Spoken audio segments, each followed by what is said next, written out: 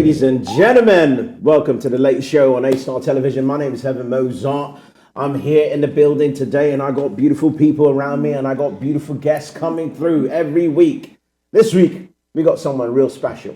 He goes by the name of Grandmaster Jay. He's the official president of the NFAC. That's right.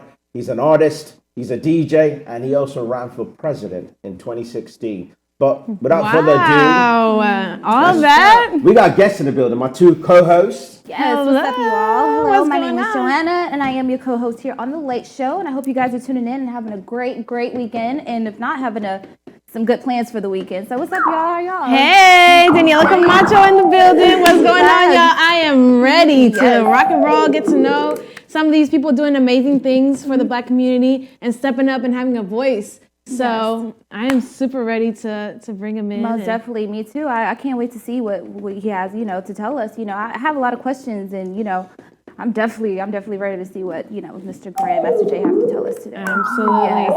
I also hope to be bringing in to you guys some news. So some things I want to talk about today is the kneeling of the NBA players. Shout out to representing the NBA players. and That's right. Didn't the season just start, by the way? Yep, started last night. Yes. Let's go Lakers.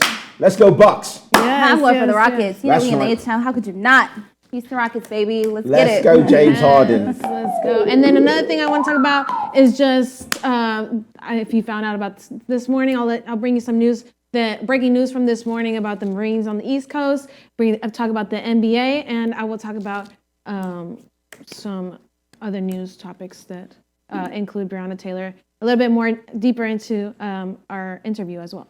Most definitely. I'm definitely ready to tune in and see what's going on. What will you be talking about today? What are you actually got today? going on? Well, I want to focus with everybody. The protesting that's been going on, like the social media rants. I don't know if you guys heard of J.W. Lucas. He's actually produced a lot of stuff for like the Baby and a lot of people that's actually rising. He actually took a Twitter rant and spoke on that and said some things he didn't have to say, and I have some questions about you guys and see. I want to know. I want to know about that. I want to know about that after a little. Definitely. So what's up, Heaven? What's going on with you, by the way, Heaven? Not much. Shout out to my main clubs. Shout out to Azura. Shout out. I'll be there. That's right. Saturday night. I'll be there tonight as well. We're going to party together. What do you mean? We're all going to be there. So all the ladies of Houston are invited. Guys, you can stay home. Guys, can stay home. I agree. Hey. Ladies and gentlemen, without further ado, let's bring out our illustrious. Please. That's right. Super fantastic. That's right.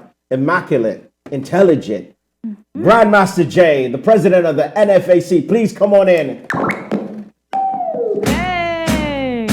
Hello. What's up? Welcome to the Late Show.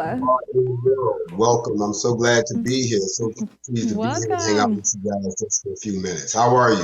We're fine, thank you, Grandmaster Jay. Well, I would almost be just fine, but I have a little problem. We got problems. I got a little problem. I thought we were friends. I thought friends followed each other on Instagram. What happened? Social media. Most definitely. I've been trying to get in. He's just too famous. I know. It's like I got to see who's coming through these doors. Who's been trying to follow me? Let me tell you. Let me answer that real quick. When you go from 2,000 followers that you've had for 5-6 years to over 100,000 followers in 4 days. Some of everybody's coming in the door, and eventually I just couldn't approve everybody because there were so many trolls and just all kind of crazy people, and I'm sorry, fans and everything, that I had to close it. So I've got over 4,000 to 5,000 people waiting to join, but I can't open the door because there's a lot of trouble on the other side of that door. So sorry that you didn't get in, but it grew so fast. You gotta protect your page. I get it. Well, Grandmaster Jay, I mean, we know a little bit about you. Why don't you just give us just a short snippet for our viewers and for our audience right here in Houston, Texas, to let them know like who you are, what you do, and then we can just jump into the conversation and start talking. You're going to find out that I give the same answer everywhere I go. Malcolm Little turned into Malcolm X. If you know anything about Malcolm back that's the kind of individual that people think will go on to become some type of a world leader or try to establish the goals that we try to aspire to. So I really don't talk too much about my past except to give you the very high view. I spent 30 years in the music business. That didn't end too well because I did something that pissed off all of hip hop. So then I went on into activism, and then I was at the beginning of the BLM movement before that movement got hijacked. And then from there, I decided to go into politics. I ran for the presidency in 2016 and came in fourth, but you never knew about that because they blocked us and 24 other candidates from you all ever finding out about us. From there, I realized that that wasn't going to work. So, of course, I went back into what I have become now. I went back to the streets. I went back to my people. And I began to realize that with the rise of Donald Trump in the White House and the resurgence of the white nationalist movement, that there needed to be an answer other than waving signs and bringing rainbows. So we decided to exercise our constitutional rights to open carry and to also form a militia and to gather peacefully. And thus was birthed what you now see before you, which is the NFAC, which is now the largest Black only, I'm sorry, that's not an offense to anyone, international militia in existence today. Thank you very much. I know that you were down in Louisville, Kentucky, I think it was July 25th. Last week. Just last week. Last week. I saw some video clips of it. It's an injustice that the national mainstream media hasn't even covered, you know, the type of work that you're doing. But, you know, I just want to get straight to it because everyone wants to know. Why haven't the murderers of Breonna Taylor been arrested? And the reason why I'm asking, because I know you know more than probably anybody out here. You came to the right person. I'm going to tell you this, and I'll tell you the only thing that I can say without jeopardizing the investigations that are going on right now. I cut a deal in order to be told everything, that I would keep my mouth shut about certain things so that I wouldn't jeopardize the investigation either. But I will tell you this. The NFAC became concerned because, just as you said, it didn't seem like this case was getting proper attention. It didn't seem like there was any sense of urgency to get it, you know, to get something done. And the people were becoming more and more fed up, and it had gotten to the national level after George Floyd. But somehow Breonna fell through the cracks. So we decided to go down, not for the show of force that you saw, but for another reason. It was to get transparency so that the average folk would know what was going on. And if we knew what was going on, maybe we'd all sit back and wait on the process. But giving us this impression that you were doing nothing, that's why you had the protests going on. And the protests were getting worse. And then it just started to become anarchy. So we said, no, you're never going to get an answer that way. So we're going to go in as a militia. We're going to meet with the legislature. We're going to talk to the attorney general. We're going to talk to the mayor. We're going to talk to the police chief. We're going to talk to everybody involved. Then we're going to talk to the streets. We're going to talk to the activists. We're going to try to put a picture together so that us who have nothing to do with this, we're totally unbiased. We're not involved in this in any way. That if we can find out what the true picture is, we'll present that to the American people. If they decide they don't want to do that, then we have the ability to enforce our position. That is the position of a militia. Either we can do it the gentleman way or we can do it the Wild Wild West way. Let's just be honest. That's what it is. But yeah, that does. That's right, Grandmaster Jay. Exactly. Most definitely. That's right. We can definitely use like change in. Let me answer the original question. So the reason it's taking so long is twofold. And this is what I can say is this public information now, is that there was such they dropped the ball so badly in the very beginning when this happened that by the time the case got to the attorney general, he didn't have everything that he needed to go forward. And of course, he's asking for it. And they're like, well, you know, because there was nothing to give. The work wasn't done. So they had to go back and recreate everything. And in the process of them doing, well, they got the attention of the FBI. So then they got involved. And once the FBI gets involved, it's another investigation that's more thorough, where they're looking at not just who shot and killed Breonna, but everybody involved now. So now you've got two investigations going on. And at the same time, all of this is going on, other things start to come to light that complicate it, that show that this is just systemic of a lot of the problems that they have in Louisville. So this kind of was the straw that broke the horse's back. This is the camel's back. Something got broken. All I know is that when that happened, it opened the doors. And so what they showed me was why, you know, we had a conversation and the timelines were unrealistic. So, you know, you've seen what's happened. They're trying to get it done now, but we're talking almost 4 months later and no one's been charged and no one's been arrested. So I do know a lot, but some of that stuff is slowly coming out. Yesterday, they went ahead and released all of the 911 phone logs from the calls that night, all of the police logs also. When at first they weren't going to let those out. So it's going to be a slow process. They've got to rebuild this case because nobody did their work that night. This is absolutely And speaking crazy. of actually rebuilding, Grandmaster Jay, I have a question for you. Do you plan on running for presidency in the future, or is this something that you just plan on focusing like on the NFSBA? Like, what is your thoughts on that? Because we definitely need, we need someone behind, doing something that's going to clean everything up. And as you said, we know it's going to take time, but do you plan on, running for president again? So I put out a statement right before they started the 2020 cycle. And I issued a statement that was on NBC and all these other labels. Nobody paid attention. And I said, at the time, I felt that it was time for a woman to sit in the White House. It was everything that was happening in the country at that time. The Me Too movement was going strong. Bill the Pill went to jail. It was crazy stuff going on. So I figured that it was time for a woman to sit in the White House so that I wouldn't run in 2020. I had no idea that Donald Trump was going to take this country down the course that it's done. I didn't see that coming. So that changed everything. Now it's a matter of I wouldn't run if they paid me. I'm not cleaning up this mess. Wow, that's how you feel. You are not cleaning up this mess. You heard? Listen. It's going to be a bloodbath in the election. Everybody wants this guy going. It's going to be cutthroat.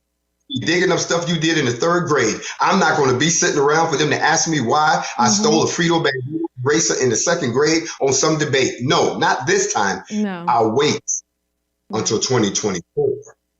Yeah. Then whoever has recovered from this, then you would become a formidable enemy for me. This is completely no. So somebody else got to clean up this mess before you run 2024.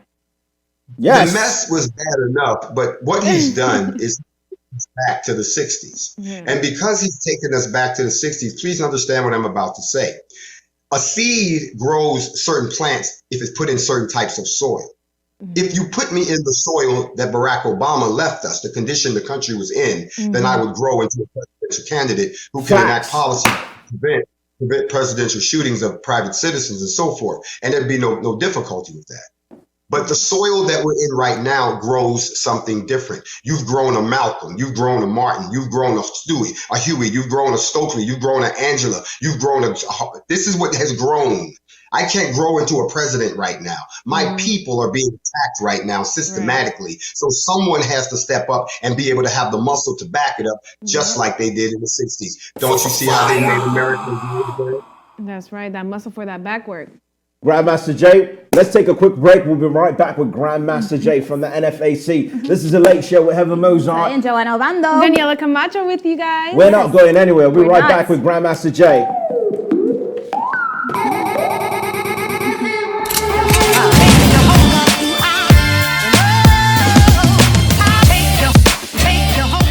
Houston's only Cadillac to your door dealer, Ron Carter Cadillac, delivers test drives to your home or office. For a limited time, get $16,000 off all in-stock Cadillac 2019 XT5 crossovers and $19,000 off all in-stock 2019 CT6 sedans. Or experience the first ever 2020 Cadillac XT6 Premium Luxury Collection, only $519 with $1 down for 39 months lease. Or purchase and receive 0.9% APR for 72 months with no payments until November. RonCarterCadillac.com.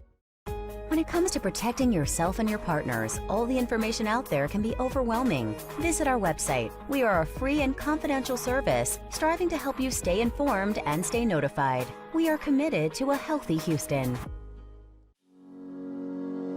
Houston's only Cadillac to your door dealer, Ron Carter Cadillac, delivers test drives to your home or office. Drive the new 2020 Cadillac XT4, only $399 a month, or the new 2020 XT5, only $429 a month, both for 39 months lease with just $1 down. Or purchase the XT4 or XT5 and enjoy 0.9% APR for 72 months with no payments until November. RonCarterCadillac.com.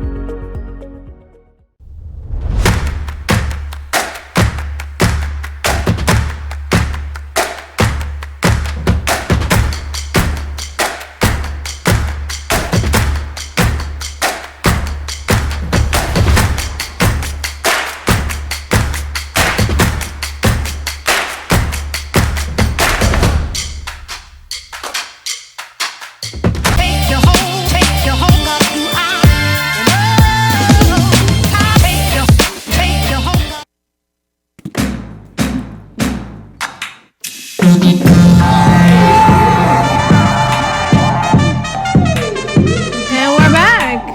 We're back. This is a late show. Heaven Mozart in the building. That's Yes. right. Joanna Orlando. And Daniela Camacho. Thank you guys. You're tuned in. Our guest today is the world famous NFAC leader, leader. Grandmaster Yes. Jay. The one and only. Yes. That's what we need. Grandmaster Jay. I have a question for you, Grandmaster Jay. And I feel like you already touched base a little bit upon this question because it has a lot to do with how to handle the NFAC. I want to know the importance of it in the Black community during these times of police brutality, police killings, lockdowns, COVID. How is the NFAC important to the Black community, especially during these times? Well, that's a great question. The answer is very simple. It's not because of the times, it's because of the lack of the change of the times. We all went into quarantine. It was a reset. Everything stopped. The whole world got put on house arrest. Everybody was on reset. Things were closed. Jobs were gone. Everybody had time to sit and think. And when you came out of the quarantine, the only thing that most people thought we were worried about was not catching this mysterious disease or trying to get a job back. But instead, what we found out was that there was a resurgence of some of the most vile, some of the most vicious attacks against Black Americans that we hadn't seen in over 60 years. Then we started seeing other things that had started to make a comeback. Lynchings that were questionable. They called them lynchings. They could have been suicides, but a rash of them all of a sudden. And then we're seeing an emergence of the white militia at protest scenes, walking around with firearms and no one saying anything to them. And these are groups that are avowed white supremacists and no one's saying anything to them. So it only became an issue for those of us in the NFAC when Ahmaud Arbery was killed. That was the last straw. That's completely exactly correct. It was such a reset. They were shot by average citizens. So when that happened, we realized there's a need for an organization, a armed militia, in accordance with the Constitution, that could form itself to protect the Black community, to self-police the Black community, to train the Black community on how to protect itself, and to form chapters within each community that was under attack by the police or racist white people or anybody who had a problem with the Black community. Somebody needed to stand up and defend them. And that is why there was a need for us to show our hands, so to speak. We've been around for a little while. We just never saw the seriousness that we saw at this time. And now this is a reflection of the times that we live in. And you realize now even more than ever that you need some people representing and protecting your people at all times. It's not so much, this has been done before, but it hasn't been done on this scale ever in history. At the very beginning of the show, they said that mainstream I can also agree to that. Totally they ignored we've made history twice. We made history when we went up to Stone Mountain. That had never been done before. And even the Black Panthers never assembled that many law-abiding, gun-toting citizens who all had one grievance, which was racism that's being impacted against us. And then when we went into Louisville, 3,500. And that had never been done. You've seen the videos, but they don't want to talk about that. They just want to talk about something that happened early that morning before we even got started and made history. They don't want to talk about the fact that the Attorney General actually had to come out and make a statement right after we finished our statement, because that's how serious a message we sent. Because of the transparency, and we wanted truth. These are the purposes of the NFAC. The one in Stone Mountain was tactical. It was to answer a threat, not to take down a monument. The one in Louisville was to negotiate information for the Black community. They need to know, not just in Louisville, but everywhere. So the times have always existed. The need has always existed, but the tempo and the frequency of these things happening and the graveness of them just became insulting to us. And we're just done with that. And last but not least, because we're at a time when you all have not got to be afraid when you see a Black man with one of these. Pull it out, the big boy. Malcolm said it best, that it's only intelligent for someone to defend themselves in the face of continued attacks, and we've been continuously attacked. So those are the reasons. Thank you, Grandmaster Jay. Quick question. Obviously, we have systematic racism in America, and it's at a government level, at a business level, at a local level, it's at an international level. Now, we're demanding justice. I mean, they're killing our people left, right, center on the road because of a, I don't know, speeding ticket. I don't know, you're selling loose cigarettes. Not even just running. Even if you're running across, you could just be exercising and we're getting, we're not safe. I'm Let's just say saying, that. what are we gonna do? Obviously, what are we gonna do if this systematic racism doesn't stop? What is Black people's plan? Like, we have racism all across Europe, all across Asia, in America, and finally we have you who's standing, in front of this beast, this serpent, this seven-headed dragon, and telling, like, no, we're not gonna, we're the children of God. We're not gonna take this anymore. But if there's no reform to eradicate systematic racism on a national, local, international level, what options do we have as Black people? Well, they're not options. They're the steps that we've already taken. If anyone has been paying close attention, the mission of the NFAC is not just to perform the services of a Black militia to protect the Black community. We've already partnered with our coalition is international now. We've got the Pan-African French Resistance. We've got the EFF. We joined up with people in Haiti, Jamaica, Colombia, because we understand that even though they have unique particulars to their problems, we all have a common enemy.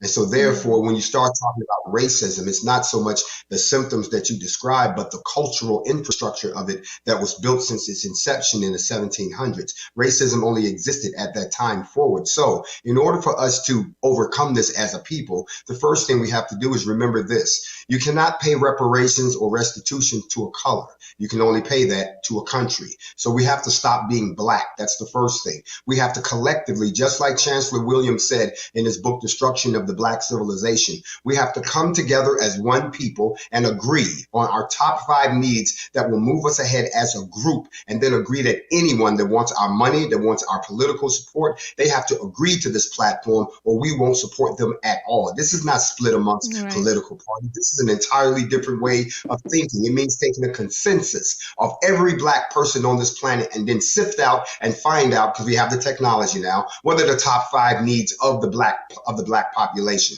And if one of those is the establishment of an ethno-state somewhere, the same way they built Israel, an ethno-state somewhere that we can call our own, that we can build out as our own infrastructure, our own trade, our own politics, our own military, our own currency, our own everything, so we can take a seat at the table with the rest of the countries in the UN, then we can get from under this system that has been built on the backs of the Portuguese slave trade and then became the transatlantic slave trade. We are living in the aftermath of a system that will never be destroyed. So since you cannot destroy it, you have to utilize it so that you can either effect an exodus from this place, utilizing the laws, the international laws. Once you declare yourself a country, even a country within a country, we all become political prisoners. Now the UN has 55 countries that have signed a treaty that says they must help us, which means the United States has to make a choice. Either carve out some land for us, and you folks live in the place that we used as an example, and everybody got pissed.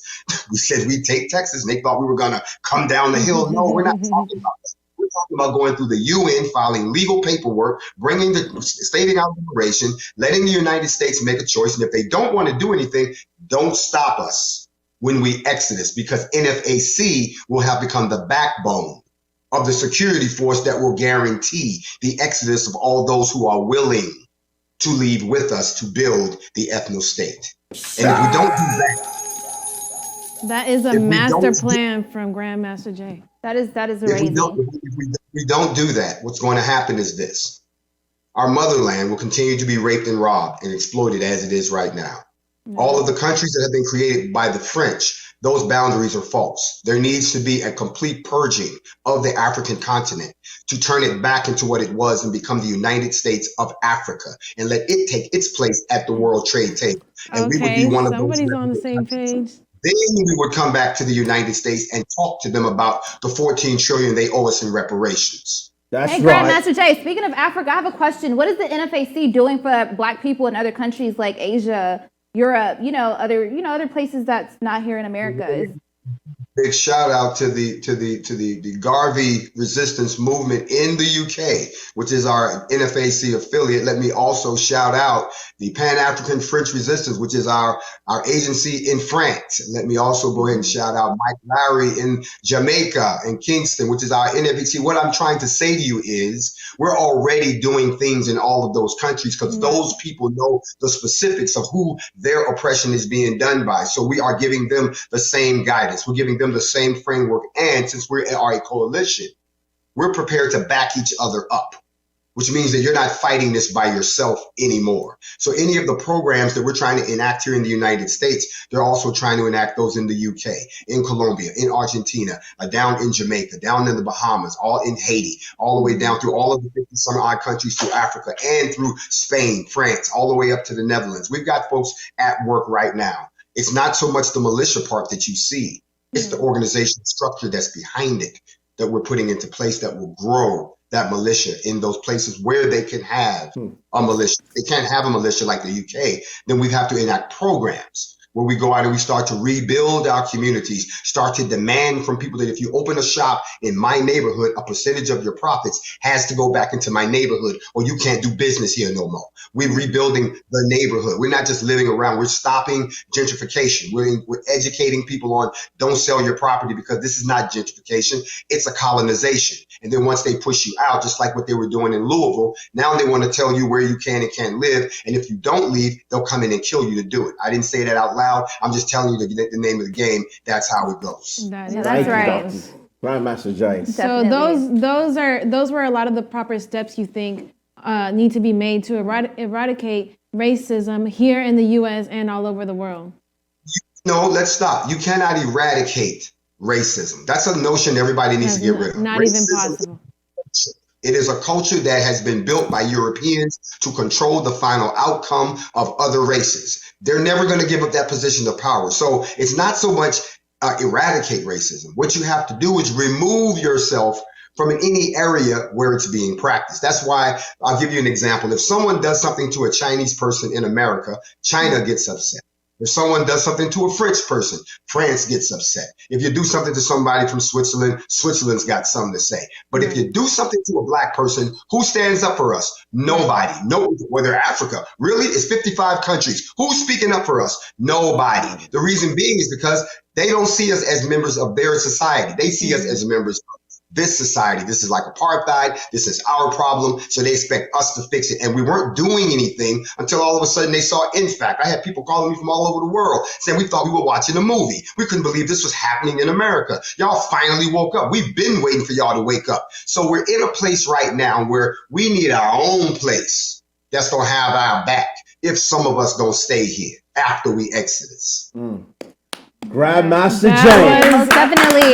We really thank you for coming here with us in the Late Show. You answered a lot of our questions, and I'm definitely informed on a lot. So I'm glad. I'm happy for what the NFAC have done for us in the Black community. I appreciate the thoroughness of your explanations. And you hit on something.